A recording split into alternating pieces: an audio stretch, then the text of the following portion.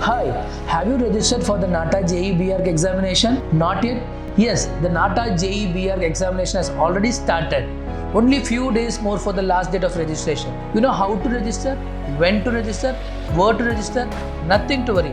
IARC will help you in all the aspects. IARC have office in Coimbatore, Trichy, Chennai, Madurai. நீங்கள் ஐஆர்க்கு கீழே இருக்கிற நம்பருக்கு ஒரு call பண்ணி என்னென்ன documents to register for the NATA examination தெரிஞ்சுக்கோங்க.